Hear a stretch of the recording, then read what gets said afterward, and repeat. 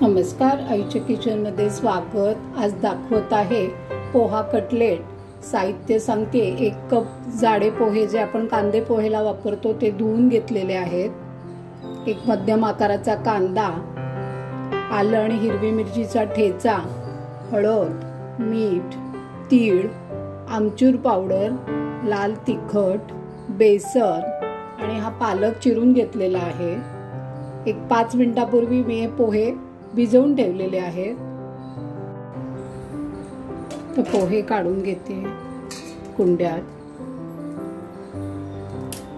त्याच्यात हा कांदा, हिरव्या मिरचीचा ठेचा, तिखट, आमचूर पावडर हे सगळं पाव चमचा घालते मी। हळद, मीठ, मी आता पालक घालायचा आहे, धुवून चिरून घेतलेला आहे। मी आता छान मिक्स करून घ्यायचंय आणि आता बेसन घालते।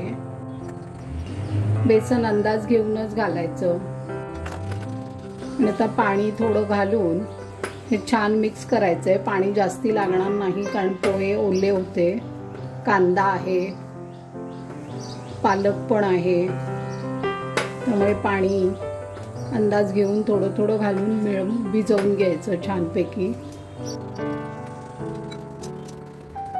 तर हे छान पीठ मळून झालेलं आहे। पालकच्या ऐवजी मेथी घालू शकता।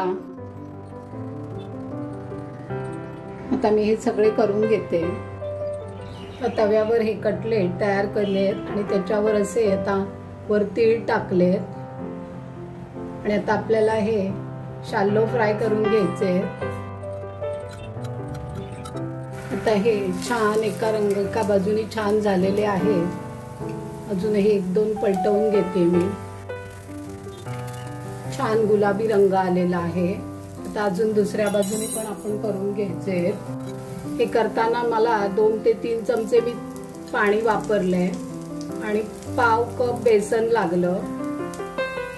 1 कप पोहे घेतले होते, अर्धा कप पालक घेतला होता। पाणी खूप लागलं नाही। आता हे असे परत दुसऱ्या बाजूने पण आपल्याला छान क्रिस्पी करून घ्यायचे। कटलेट आता दोन्ही बाजूनी छान शॅलो फ्राय झालेले आहेत। हे बघा, मस्त कुरकुरीत झालेले आहेत। तर गॅस बंद करते। पालक पोहा कटलेट तयार आहेत। आस्वाद घ्या, लाईक करा, शेअर करा आणि सबस्क्राईब करा।